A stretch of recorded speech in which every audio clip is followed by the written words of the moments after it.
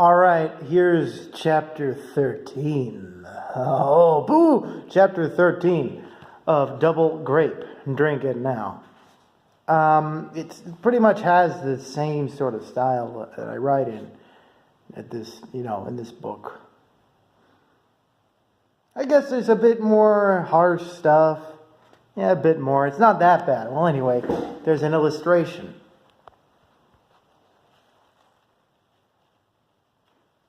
It's, I guess that's what's with chapter 13. It's not, I didn't draw a person. I just drew some sort of robot. It's different. I didn't go all human this time. Just went all machine. Well, anyway, yeah, chapter 13 of Double Grape. Drink it now.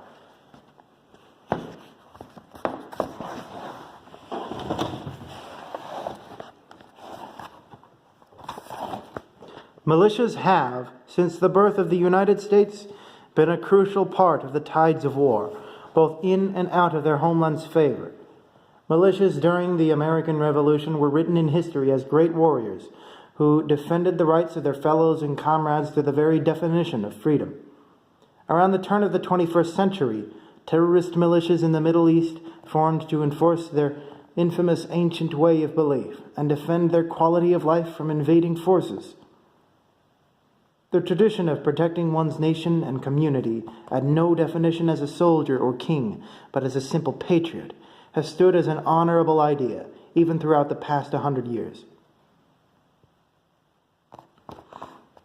The Regional Defense Guard, the Guard Services organization for each region during the new ratifications, includes mountain security and is the current fine American example of organized non-military defense of the nation, or at least within the divided regions. Their biggest, most important posts are at the northern and southern borders. The early 21st century is still famous for the execution of massive, expensive operations to physically secure these. Now sit at both north and south borders the massive 200-foot-high border walls, huge, long fortresses, sporting patrol towers with a quarter-mile between each, and filled with rooms, bunkers, hangars, barracks, mess halls, and all that were necessary to fulfill the commissioned guard emplacements during the political mess of the 20s and 30s. Beyond the limits of these borders are partially remembered as deadly wastelands.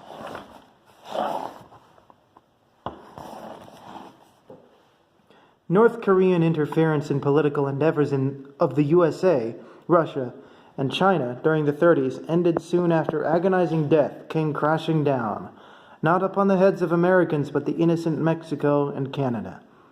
The enemy's entire ICBM stockpile was strategically launched.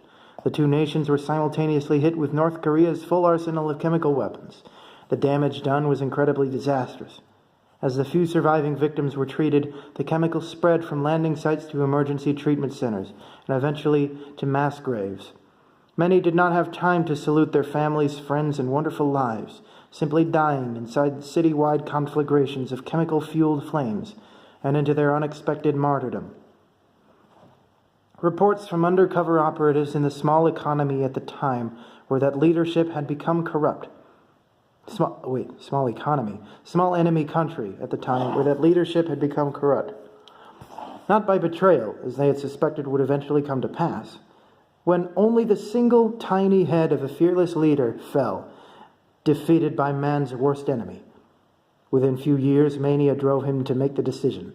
When China, newly allied with the U.S. and Russia, heard the word, they secured North Korea through the 2-month-long execution of an emergency invasion campaign planned for this type of situation. Only the operatives had the chance to see this coming, and their positions were so that they could do absolutely nothing. From the fray about the Northern Hemisphere rose a new American patriotism, along with the triumvirate regions of America, and a continental Freemasonry militia known as the Alpine Crafters.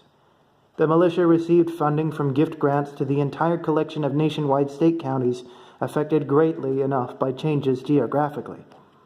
Since the 30s, the Utah County-based organization regarded themselves as a militia and received indirect recognition of Mountain Federation administrators by way of the new ratifications. The Alpine Crafters have been, since their foundation, initiating into their now significantly popular organization, experienced former members of the Guards, along with veteran servicemen from all branches, to work with numerous descendants of Ute craftspeople and manufacture all-American-made weaponry, from non-lethal models rivaling government-issue pacifiers to an arsenal of weaponized automatons. These automatons are being disassembled, transported, and reassembled inside a massive, restored, war-era military personnel transport Gyrodyne rotorcraft. The Airbus Mantadyne, nicknamed the Sunray by its pilots and crew during the war. The Sunray flew safely over Mauritania and through Mali to reach Burkina Faso, the site of the first landlocked U.S. military installment during the Third World War, aka the African Attrition.